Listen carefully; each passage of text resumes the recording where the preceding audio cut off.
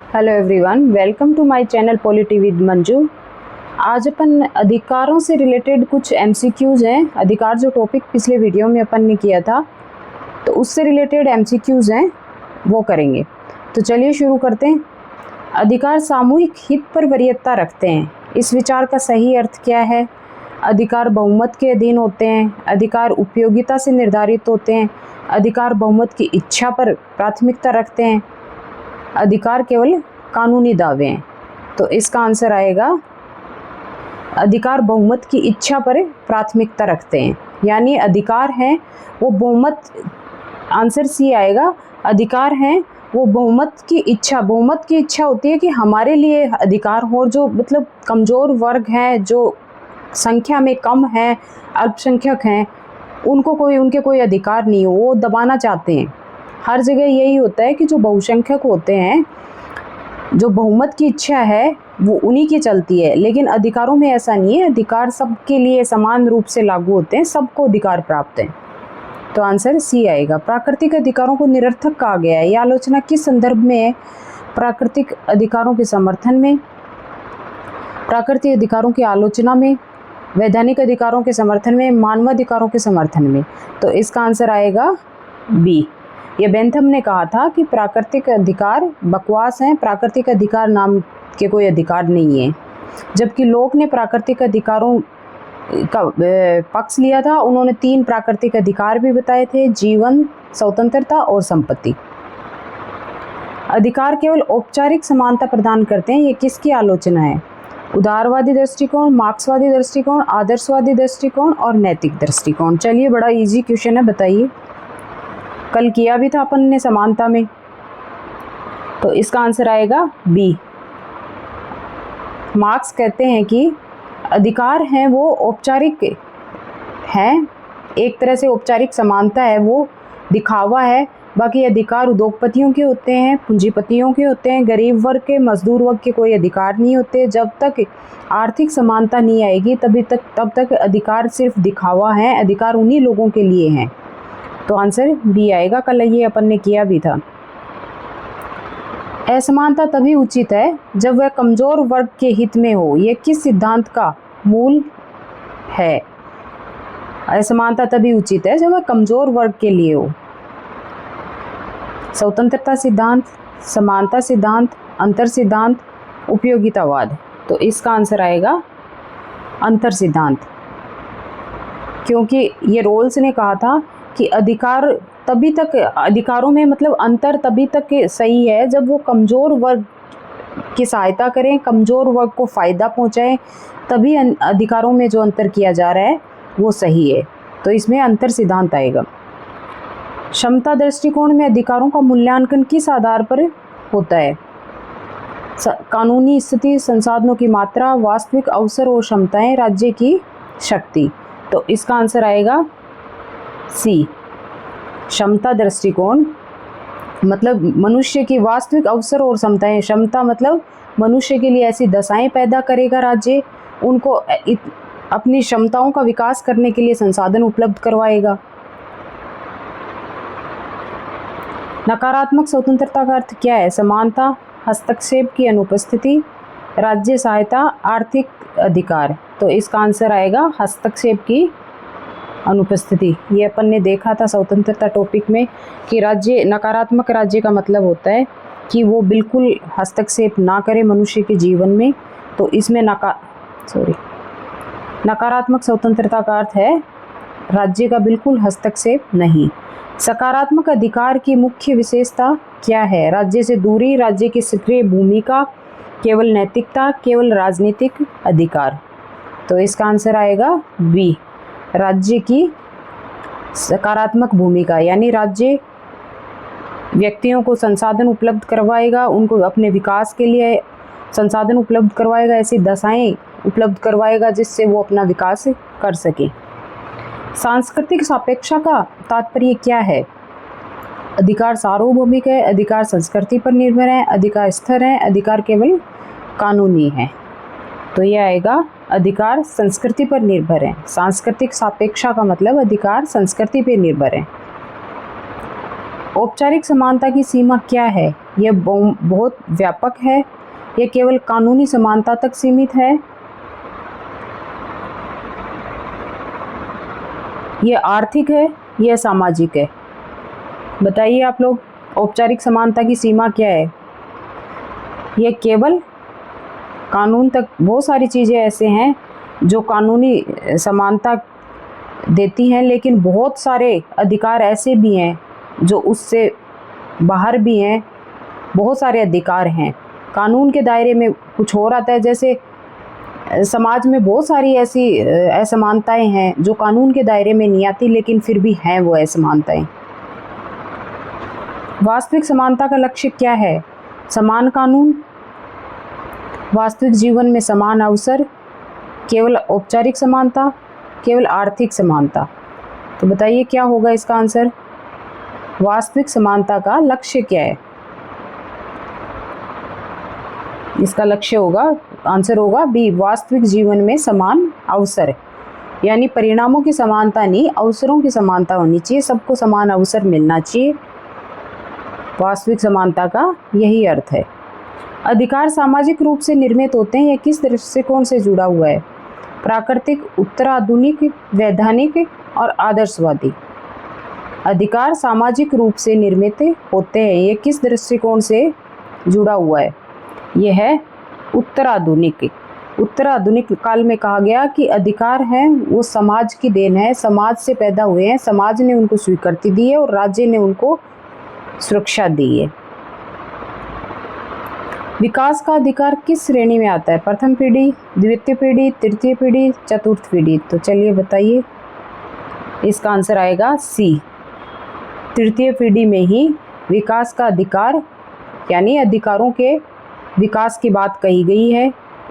विकास के अधिकारों का मुद्दा तृतीय पीढ़ी में आया है, जो मतलब वैश्वीकरण, और यहाँ ये सिर्फ एक अपने अधिकारों की नहीं, पूरे विश्व के अधिकारों की, जैसे मानवाधिकार मनुष्य होने के नाते मिलता है। तो ये बात तृतीय पीढ़ी के विश्व में आई है। ये काफ़ी विस्तृत अधिकारों की बात करते हैं। सामूहिक अधिकार जैसे पर्यावरणीय अधिकार, नारी के अधिकार, विकास के मुद्दे, ये सब चीज़ें तृतीय पीढ़ी में आई हैं। बहुआयामी भेदभाव की अवधारणा किससे जुड़ी है? वर्ग संघर्ष से, विभिन्न पहचानों का संयोजन, राज्य शक्ति, कानून। तो इसका आंसर आएगा विभिन्न पहचानों का संयोजन। ये बहुलवादी इसकी बात करते हैं, और ये विभिन्न, जैसे विभिन्न संस्कृतियां हैं उनमें जैसे अलग अलग बहुत सारे भेदभाव हैं, तो यहाँ वहाँ पे ये बहुआयामी भेदभाव की अवधारणा की बात कही गई है कि भेदभाव बहुत तरह के हैं। जैसे नारीवादी कहते हैं कि जैसे पितृसत्तात्मक सत्ता शुरू से चलती आ रही है, तो उसको समाप्त किया जाए, घरेलू कार्य को भी वैल्यू दी जाए, और महिला और पुरुष के बीच भेदभाव को समाप्त किया जाए। जैसे पर्यावरण का मुद्दा, जैसे यूरोपीय देश हैं वहाँ पर्यावरण का मुद्दा उठाया गया है, तो उन्होंने बहुत सारे भेदभाव बताए हैं, बहुत सारे अधिकार बताए हैं कि ये भी अधिकार है, ये भी अधिकार है, यहाँ भेदभाव किया गया है। तो बहुआयामी मतलब बहुत तरह के भेदभाव। ये कई संस्कृतियाँ हैं जो अपनी पहचान के लिए लड़ रही हैं, ठीक है।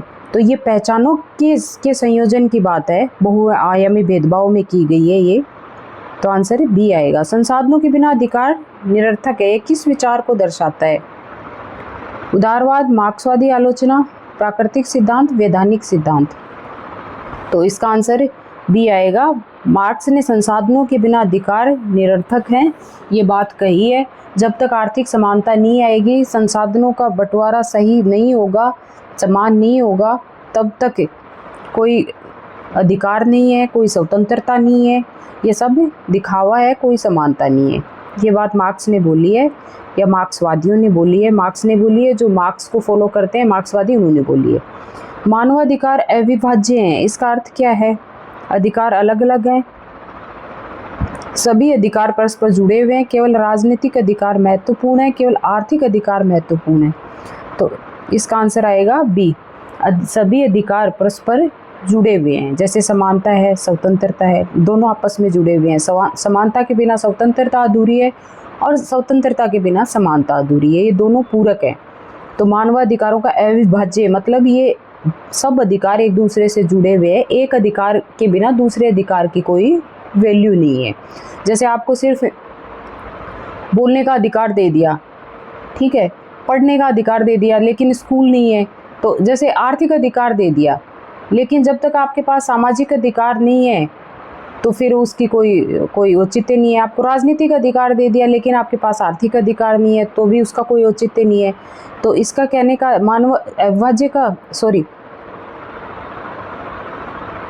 अविभाज्य का मतलब है कि अधिकार आपस में, सारे अधिकार आपस में जुड़े हुए हैं। विधि का शासन अधिकारों से कैसे जुड़ा है? कोई संबंध नहीं। अधिकारों की सुरक्षा, अधिकारों की सीमा केवल राज्य। तो बताइए आप, विधि का शासन अधिकारों से कैसे जुड़ा हुआ है? तो विधि का शासन, इसका आंसर आएगा बी, अधिकारों की सुरक्षा। विधि का शासन यानी विधि का शासन से मतलब हमारी सुरक्षा के लिए। जैसे पहले राजा महाराजा थे, राजाओं का शासन था, अब क्या है? विधि का शासन है, लोकतंत्र है सब जगह। तो विधि के शासन की अवधारणा अधिकारों की सुरक्षा से जुड़ी हुई है। विधि का शासन है, इसीलिए तो हमें अधिकार मिले हैं, और फिर इसीलिए हमारे अधिकारों की सुरक्षा होती है। मोनार्किलिज्म था उस टाइम, तो कोई अधिकार नहीं थे, कोई विधि नहीं थी। राजा जो चाहते थे वही विधि थी, वही चलता था, उनका ऑर्डर चलता था। तो विधि का शासन का मतलब विधि के शासन से ही हमारे अधिकारों की सुरक्षा होती है। गोपनीयता का अधिकार किस आधार पर टिका हुआ है? समानता, गरिमा, संपत्ति, विकास। तो ये इसका आंसर आएगा बी, गोपनीयता का अधिकार गरिमा से जुड़ा हुआ है, हमारी गरिमा से जुड़ा हुआ है। यानी जैसे आपका कोई फ़ोन टैप कर रहा है, ठीक है, और बहुत सारी ऐसे जो आपकी जानकारियां हैं वो प्राप्त की जा रही हैं, ठीक है, तो उससे क्या है कि आपकी गरिमा को नुकसान पहुंचेगा, आपकी गरिमा का हनन होगा। तो इसलिए कहा गया है कि गोपनीयता का अधिकार किससे जुड़ा हुआ है? गोपनीयता का अधिकार संपत्ति से भी नहीं जुड़ा हुआ, विकास से भी इसका कोई रिलेशन नहीं है, ना समानता से है। तो गरिमा से गोपनीयता का अधिकार जुड़ा हुआ है। उपयोगिता में अधिकारों की स्थिति क्या है? सर्वोच्च, गौण, समान, निरर्थक, गौण। उपयोगिता में अधिकारों की स्थिति गौण है, क्योंकि उपयोगिता में क्या है कि ये बेंथम ने दिया था, अधिकतम व्यक्तियों का अधिकतम सुख का सिद्धांत उन्होंने दिया था। तो उपयोगिता में सब समान नहीं है, मतलब जो अधिकतम है, मतलब अधिकतम लोगों का जिसमें भला हो, अधिकतम लोगों को जिसमें सुख मिले, उनके अधिकारों की बात कही गई है। तो ये समान नहीं है, ठीक है। सामूहिक अधिकार किससे संबंधित है? व्यक्ति से, समूह से, राज्य से, न्यायालय से? बड़ा इजी सा क्वेश्चन है, चलिए बताइए आप कमेंट करके। समूह से। सामूहिक अधिकार किससे संबंधित है? समूह से। समूहवादियों ने इनकी बात की थी, और ये बहुत सारी संस्कृतियों इनके लिए अपनी आवाज़, अपनी पहचान के लिए आवाज़ उठा रही हैं। महिला हैं, नारीवादी हैं, वो अपनी पहचान के लिए आवाज़ उठा रही हैं। बहुत सारी संस्कृतियां हैं, जातियां हैं जो अपने अधिकारों की बात करती हैं। तो ये सामूहिक अधिकार किससे संबंधित है? समूह से। समकालीन अधिकार विमर्श का मूल आधार क्या है? इस टाइम जो अधिकार हैं उनका मूल आधार क्या है? केवल स्वतंत्रता, केवल समानता, गरिमा, समानता, पहचान और केवल राज्य। चलिए बताइए क्या है इसका आंसर?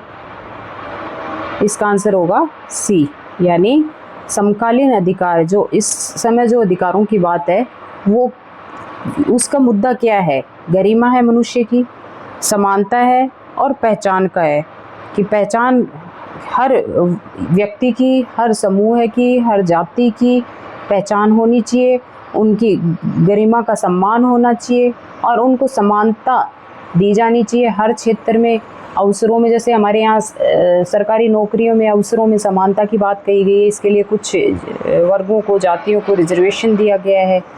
तो समकालीन समय में गरिमा, समानता, पहचान, वैसे तो बहुत सारे मुद्दे हैं, पर्यावरण के हैं, नारीवादियों के हैं, समूहवादियों के हैं, बहुत सारी संस्कृतियाँ अपनी पहचान के लिए लड़ रही हैं।